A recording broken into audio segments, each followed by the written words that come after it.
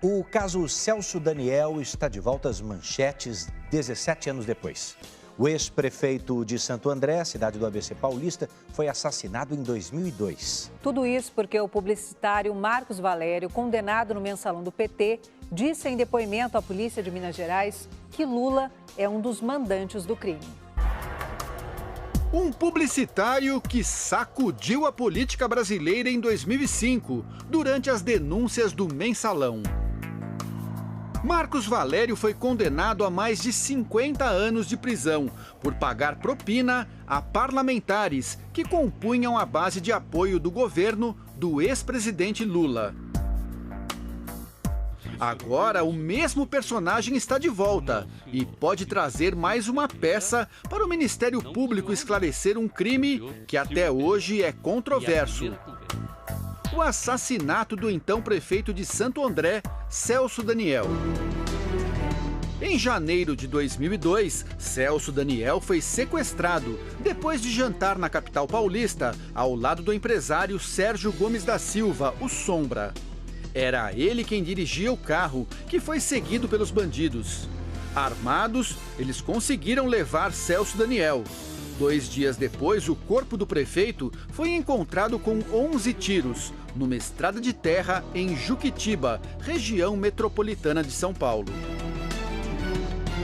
Celso Daniel era uma figura importante no partido e seria o coordenador da campanha do PT na eleição de 2002.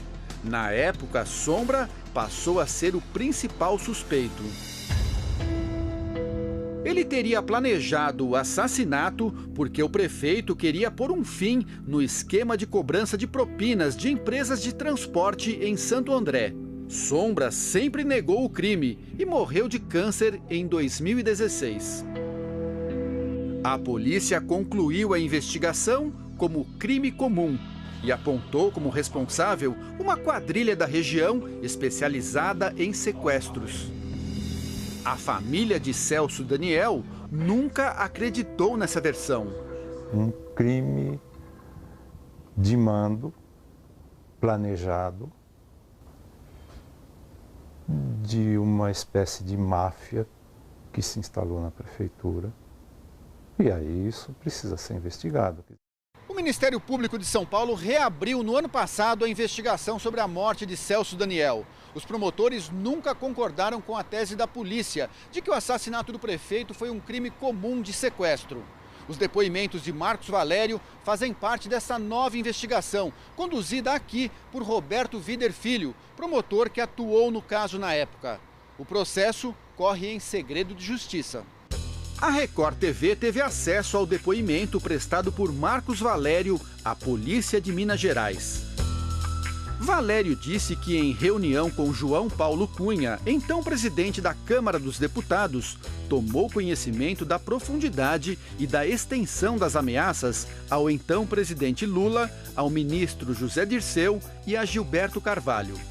O deputado professor Luizinho havia relatado detalhes sobre a morte de Celso Daniel e a existência de um dossiê sobre as arrecadações ilícitas que eram feitas pelo Partido dos Trabalhadores na Prefeitura de Santo André.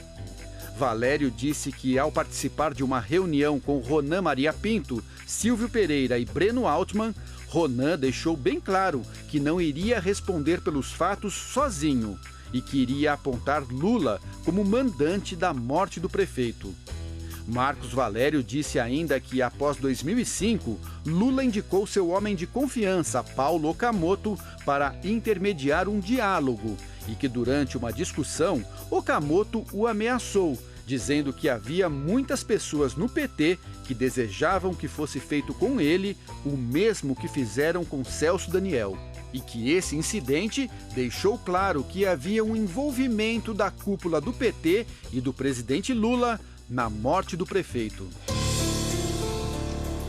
Em 2016, Marcos Valério já tinha falado sobre o caso Celso Daniel em depoimento à Justiça Federal do Paraná.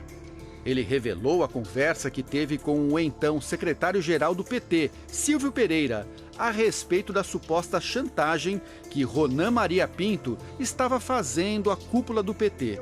O termo certo é chantagem mesmo. Mas o senhor ouviu isso do senhor Silvio Pereira ou deles? Não, senhor. Ouvi do senhor Silvio Pereira, não do senhor Ronan, do senhor Silvio Pereira.